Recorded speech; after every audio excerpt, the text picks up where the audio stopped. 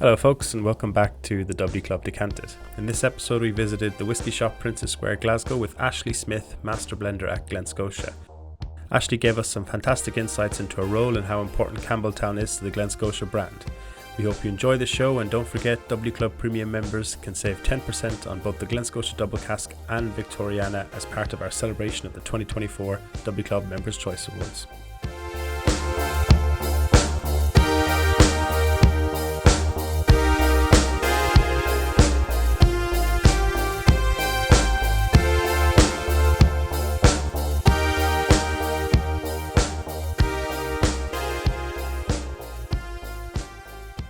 Thank you so much for joining us here at the W Club Decanted. It's great to have you on. You're obviously Master Blender at Glen Scotia Distilleries, part of the Loch Lomond Group. The Glen Scotia Double Cask was this year's non-age statement category winner at the W Club Awards, which was really exciting. I mean, both your Loch Lomond whiskies and your Glen Scotia whiskies did really, really well there. And we're celebrating 10 years of Victoriana, so it's great to have you here to chat. I suppose first off, the question that we've kind of come to ask on a lot of these chats is your journey in whiskey so far. What journey brings someone to become a master blender at a great company like Glen Scotia? That's a great question. Well, I took the most obvious route, which was to study marketing and Spanish at uni. Always loved whiskey, been surrounded by it, being Scottish, it's kind of the fabric of life. So my dad's a big whiskey fan, and he really got me onto single malts really to start with. As part of my degree, I studied abroad, so in the Basque Country. I was in Bilbao, and when people find out you're from Scotland, the first thing they tend to ask you about whiskey. And at that time I was early 20s, and to be honest, didn't really know that much about whiskey myself, which being a Scotswoman kind of shamed me a little bit into learning more about it, and really kind of fell down the rabbit hole from there. Studying marketing and Scotch being Scotland's greatest export, arguably, it seems like the perfect product to work on. So at that point, I really knew that I wanted to pursue a career in Scotch whisky. But at that stage, it was very much marketing-led career. When I came back to Scotland after I graduated, I started applying for jobs within the industry, and the first job that I got was working on a maturation site in the East End of Glasgow. Part of that role was to work with a master blender, much more in an administrative capacity, so setting up their samples for the day, processing customer complaints if there were any, and when I was setting up those samples, a lot of them were clear, and I was like, well, I just knew whiskey as being that lovely amber liquid, and started asking him questions about, why are you nosing the spirit? Where does the colour come from? What are you looking for? So, yeah, want of a better word, started getting very nosy, and found out that I had a really good nose and a really good palate for picking up differences within the whiskies. And so the master blender at the time was Ron Welsh, and he really took me under his wing and started to explain a lot more about the operational side, the blending side of whiskey, and I totally fell in love and have never looked back since. From then I knew the career I wanted to pursue was not in marketing, it was in blending, and ultimately the goal was to become master blender. So this has been a fantastic year for me as being introduced as Glen Scotia master blender. It's a crazy journey to think, the girl that didn't know anything about whiskey sort of 12 years ago to now being the caretaker for this amazing brand and this amazing whiskey region. Campbeltown, representing Campbeltown is fantastic. Yeah, no, it sounds excellent. I suppose nosy is a good way to be if you want to be a blender. And yeah, I mean, you mentioned Campbeltown. I suppose we maybe touch on in a bit the kind of history and the importance of that area as a region within Scotch. But I suppose before we jump into the blending side of things, tell us about the distillate and the production that goes on in Glen Scotia. I was talking to one of your colleagues this week he was telling me about the 11 different distillate types that come off of Loch Lomond, but how does that compare in Glen Scotia? So compared to Loch Lomond, which is our sister distillery, it's much more small scale. We produce around about 700,000 to 800,000 litres per annum, much more traditional in terms of a mash tun being that rack and pinion. We're still on the same site at Glen Scotia when it was founded in 1832, so in the boom time of the Victorian age, the footfall of the distillery hasn't changed much. It's kind of grown and developed in this small space, so it's there's not that natural route through each of the stages of the production process. Small squat stills, which would have traditionally been seen in Campbeltown in the hundreds of years that it's been producing whisky, and that really gives Glen Scotia its distinctive style. So the less copper contact you get, the more oily and robust the spirit is. So the geography and the history of Campbeltown has really shaped the whiskies coming out of it, and Glen Scotia, our ethos is really in celebrating the history of Campbeltown and producing that very distinctive Campbeltown style through the traditional production methods that have developed in Campbelltown. And that's a perfect segue into, I suppose, what I was going to ask next, which is in terms of it's got a distinct character, it's got a distinct history. What does putting your kind of stamp on it as a blender, what does that process involve? Well, it's really being true to the region. So Campbeltown is the smallest, or one of the smallest whisky regions. To be classed as a whisky region, you have to have 3 operational distilleries, and Glen Scotia is one of those prevailing distilleries that has been in operation in the region since the 1830s, during that boom time where it was known as the whisky capital of the world. So our ethos is really about paying homage to that history and flying the flag for that Campbeltown style, that real distinctive DNA. It's oily, it's robust, it's got that maritime influence. And so being a traditional port town as well, with the finishing that we use with Glen Scotia, it's also sympathetic to the history. So in that deep natural harbour, ships would have been coming in from the New World, bringing in sherries, ports, rums.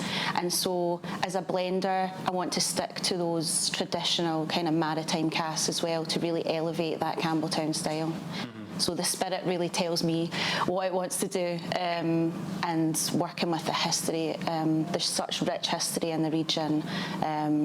It's really about flying the flag for that Campbeltown DNA. Yeah, so you're obviously, as you're kind of nosing and blending, and you're sort of, are you more looking for that kind of consistency of that DNA? You're looking to make sure it is there, and how much do you get to kind of explore and play around and add your own stamp to things? Yeah, so when Loch Lomond Group took over the distillery in 2014, the ethos was really to bring a core expression of Campbeltown that was consistently available throughout the year, and also that consistent DNA. So something like the double cask, Victoriana, really speaks to the history of the region and that Campbeltown style. We can be a bit more experimental with our Campbeltown Malts Festival, for example, or our seasonal releases, where we can use heavily peated spirit. The spirit run that's peated is very limited at Glen Scotia, so only 4 weeks to 6 weeks max of the year are we running heavily peated spirit. So the majority of that spirit goes into our seasonal releases, our festival releases. The festival release this year, for example, is a 9-year-old heavily peated Glen Scotia, and it's finished in Ribera del Duero casks for around about 5 months. So you're still getting a lot of that lovely oily, robust salinity, the minerality that's so much associated with Glen Scotia.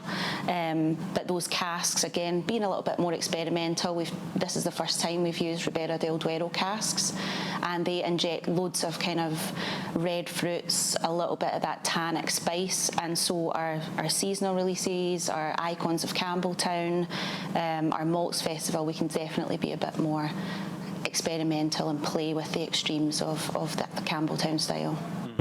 And more specific to you in that role, I mean, I've always, having been fortunate enough to visit some different distilleries, do lots, drink a lot of different types of spirit. I've always been in awe of blenders because it's not as simple. I mean, I don't have to patronise any of the audience or you by saying it's clearly not as simple as it looks. What do you think is required to be a good blender? What are the skills you pride yourself on in that role? That's a great question, actually. I think first and foremost, obviously a natural ability to nose and have a good palate. You have to have a base level, certainly, but I always say that your nose is like a muscle, and it's practice makes perfect. So if you're going to the gym for the first time and you're immediately going to the 40 kg weights, you're not going to be able to cope with that. But if you're starting slow and lifting sort of 5-10 kilos and building yourself up, it's the same with your nose being a muscle. Exposing yourself to different scents, different flavours will allow you to build up a sensory memory, like a memory bank.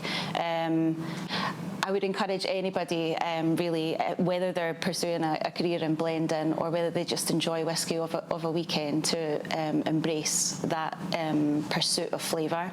But of all the master blenders and the blending teams that I've been lucky to work with, I think there's a common thread, and obviously that is passion for whisky, passion for their own brands, but just the category overall, and that pursuit of knowledge.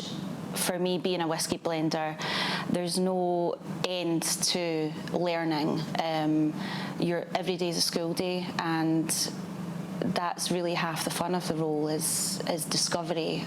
We're always discovering something new about Glen Scotia spirit. That sort of creative spark when it comes to new product development, understanding your portfolio is really helpful in that, but also having a very logical brain in terms of stock management. So they're kind of like the three pillars, I would say, of being a successful blender. No, excellent. And I suppose keeping with your kind of role in the distillery, but maybe doubling back to kind of some of the themes you've touched on already.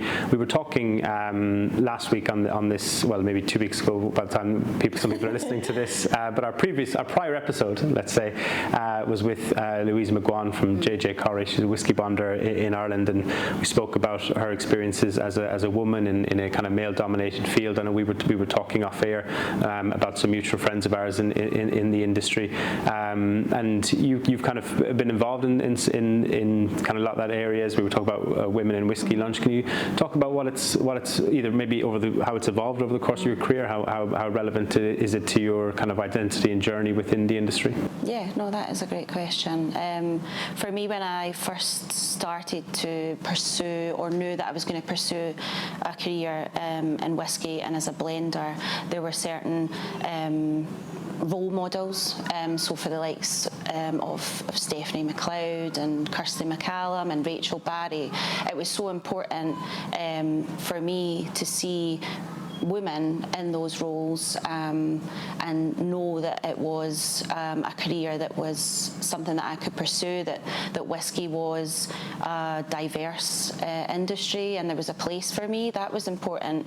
Mentorship, again, is something that was crucial in my journey. So when I knew that I wanted to pursue a career as a blender, I reached out to key figures within that role, obviously Stephanie McLeod and Rachel being two prominent female figures in that position, but also to the likes of sort of Jim McEwen and Jim Beveridge. And as to your prior question, what does it take to be a blender? What skills do you need to be in that role? And they were all so open and honest and took the time out to really answer those questions and guide me.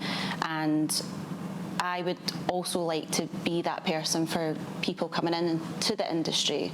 And so that mentorship is really crucial, not just for women, but for anyone who wants to pursue a career in whisky. And with our Whisky Foundation, that's also one of their pillars, is mentorship.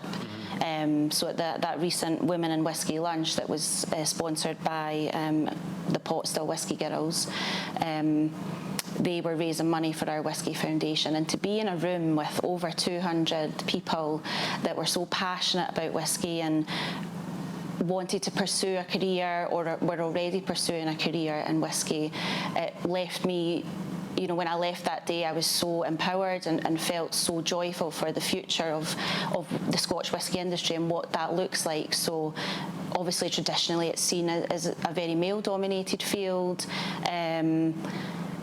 a male drink, but really Scotch whisky isn't gendered, and there's so many wonderful people in the industry. It's so diverse. Even from the time when I started 10, 12 years ago, longer than I care to remember now, there's much more women in public-facing roles. When you go to whisky shows, there's many more of the customers there are women at the other side of the table. So it's really empowering and exciting to see how the industry has developed even in that short time. Marvellous. No, I totally agree with you. I think that's really important, and so much of any industry is built on sort of social capital as much as anything, and that applies for class, for your kind of, you know, rural or urban background. That if you have people in your life who know people in the industry, who worked in the industry, who can be sort of kind of help you with not just that self-belief that you can get in there, but those small nuanced cultural know-hows that we might not know that allow you to have the confidence to apply for a job or to know what to say in the job interview. So I think that's really important. So yeah. I suppose the other, and you've touched on how some of this influences your role as a blender in terms of the sort of maritime notes and how you kind of Campbeltown or Glen Scotia sits within its kind of its distillate history and the type of distillate it produces and the flavour it's produced. Within that is obviously the region of Campbeltown, which is central to its identity. It's an incredibly small whisky region, as you've mentioned already, but it was a much bigger player back in the day. Can you maybe touch on a bit more about the kind of the history of Campbeltown and how important that is to you as a brand? Yeah, absolutely. So at one point, as I said, it was called the whisky capital of the world in the Victorian age, and there would have been up to 26 operational distilleries at any one point in the wee town, which, if you visited Campbeltown, is quite an unfathomable number.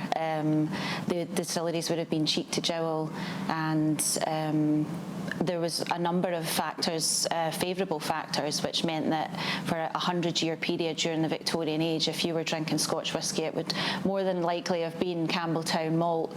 The first being that there was a local cheap fuel source. There's records dating back to the 1600s of mining taking place on the Kintyre Peninsula, and in fact there was a dedicated canal built from the mine straight into Campbeltown, and that would have been used as a fuel source, not only for the direct fired stills, but the malting of the barley. So traditionally, the spirit coming out of Campbeltown would have had a soft kind of smoky tarriness to it, and certainly with the Victoriana, that was a huge influence in the flavour profile for that. So we use a small amount of heavily peated spirit to replicate that style that would have been the whisky coming out of Campbeltown during that boom time. Another factor that led to Campbeltown becoming Whiskyopolis was the soft water source, so the Duke of Argyll, in anticipation probably of the Excise Act in 1823 being lifted, and legal distillation really becoming boom in the town. He created Crosshill Lock, so there was a ready supply of water to service the distilleries, the cooling water, the process water. Not only that, but Kintyre Peninsula has a lot of green farmland, so it's the perfect place for growing barley during that time. And obviously, if there's any excess barley, then us canny Scots would distill it. And the geography of the region itself, so that deep natural harbour where Campbeltown sits, that would have been the first port of call for ships coming in from the New World, sheltering from the North Atlantic, bringing in casks such as sherries, rums and ports. But with the invention of the steam engine during the Victorian age, it it meant that there was steam puffers connecting Campbeltown to the big blending houses in Glasgow in a matter of hours, whereas before it would have taken days, if not weeks, to get any goods into central Scotland, or the second city of empire as Glasgow was at the time. So those favourable factors really shaped the whiskies coming out of the region and led it to becoming this powerhouse of distillation and single malts. And in current times now, we're seeing a little bit of a resurgence with 3 new distilleries in process in Campbeltown, which will double the number of distilleries that we currently have in the region. So it's a really exciting time for Campbeltown, and Glen Scotia really is, for us, flying the flag for the region, that traditional Campbeltown style, and to see more jobs, more people visiting the region. It's a really exciting time for Glen Scotia. Yeah, definitely. It's interesting you mentioned about the sort of changing technology and ships shortening that distance to Glasgow, because it still feels like an age to get there now, at least by road. Maybe it was even quicker then than it is now. I think probably, yeah. The journey to Campbeltown by roads, I think from Glasgow, takes about 3.5, maybe 4 hours. Yeah. But it's so scenic. It normally takes me a lot longer, because there's little bits where you're just like, oh, I need to stop and admire the view, because it's just absolutely beautiful. I've done it by plane as well, but that's not for the faint of hearted. But the scenery, it takes you right over Arran, and it's absolutely beautiful on a good day. But I've also done it on a stormy day, and yeah, fresh pair of underwear isn't always too bad of a call.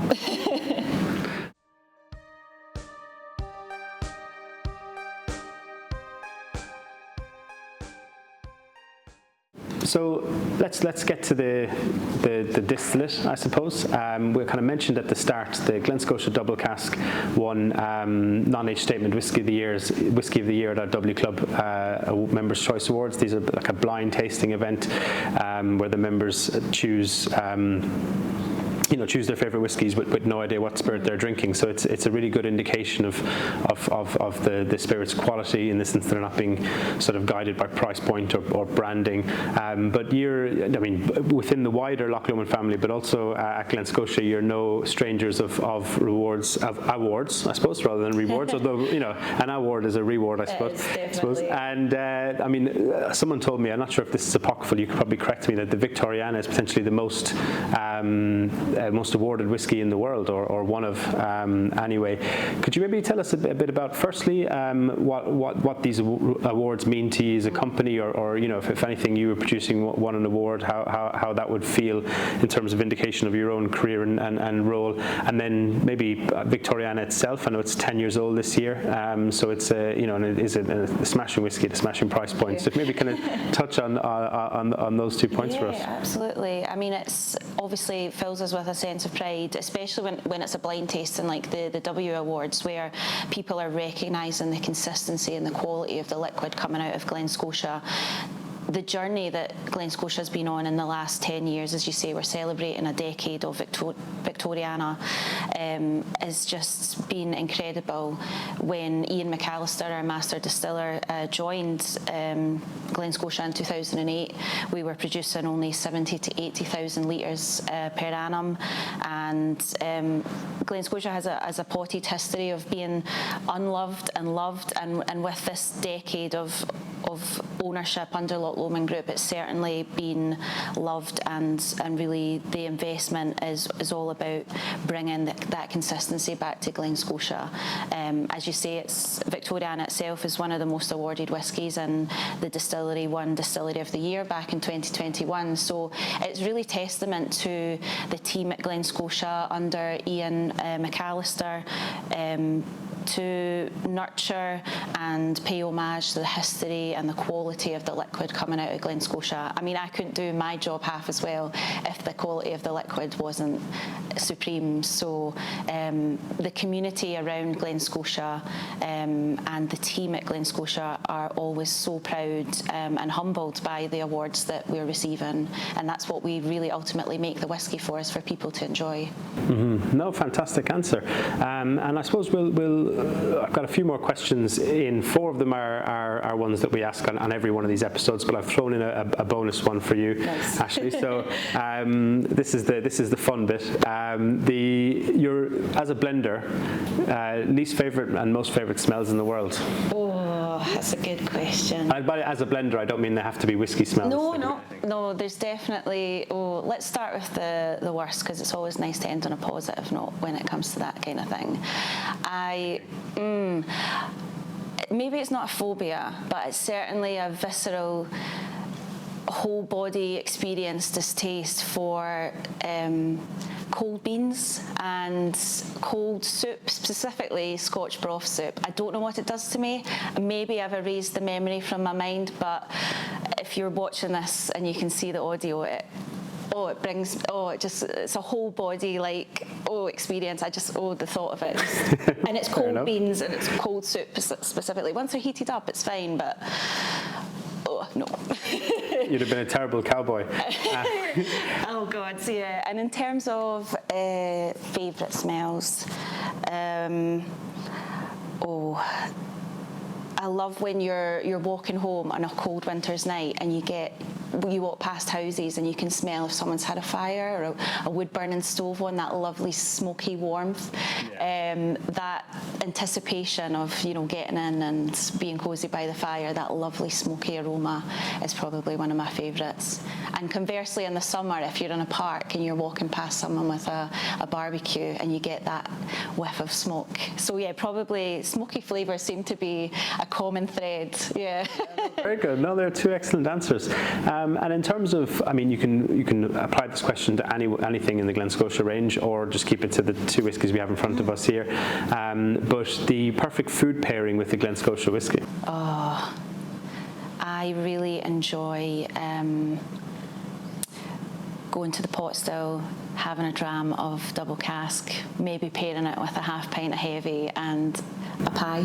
Pie, excellent. Yeah, that's a good answer. Sweet, I would say I don't know if I can mention brand names, but there's a supermarket near me that does an own brand chocolate with, it's 70% dark chocolate with candied kind of orange through it, and that really works well with the Glen Scotia 15 because there's some underlying, for me, citrus notes, and it really elevates it. Yeah, we're not the BBC. I'd say you could name it, but that's up to you. No, excellent. And I suppose keeping with that theme, the perfect serve for a Glen Scotia, and if you want to do maybe both, maybe the perfect serve if the perfect serve is a highball, and your favourite mixed drink cocktail to include a Glen Scotia in. I love our double cask rum with ginger ale. It really brings out that spice. A little bit of lime on top. It's really refreshing during the summer. If I was going to have a classic cocktail, maybe a Rob Roy, sweet vermouth. Probably the 15 again. I think it works really well. It's a bit more kind of robust and oily, and it stands up to that sweetness.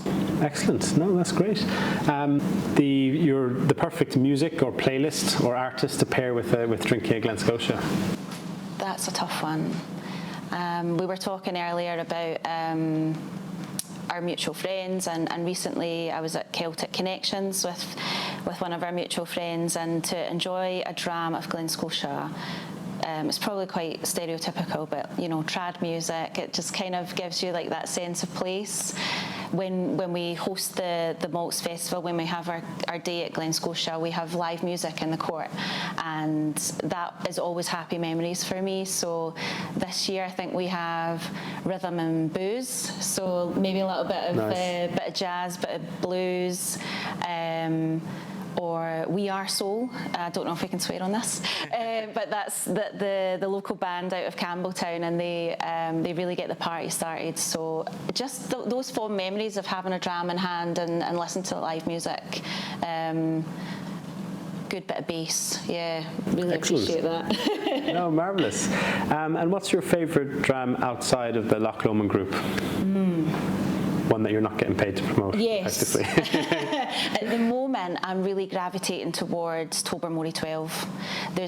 For me, there's a really strong core note of like wild gorse and that really lovely sweet coconut, which I'm really enjoying at the moment. So whenever I pop into a whiskey bar, if they've got Tobermory 12, I am all over that. Excellent answer. And we did an episode of this live from Tobermory. If anyone hasn't seen it, go check that one out. Nice. And I suppose finally, your first kind of memory of drinking whiskey. I think it was when I first started getting into whiskey and knew that I was going to pursue a career. My dad and I went to the vaults down in Leith, the Scotch Malt Whisky Society, and sitting by the fire, having a smoky dram, cask strength, really just rich, oily, robust, not too dissimilar from Glen Scotia.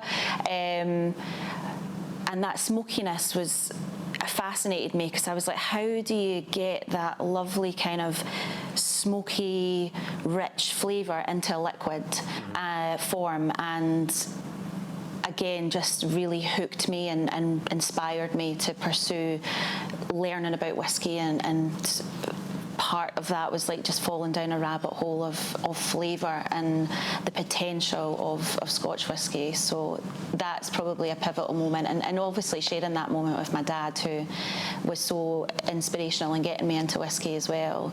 That's like a lovely memory for me.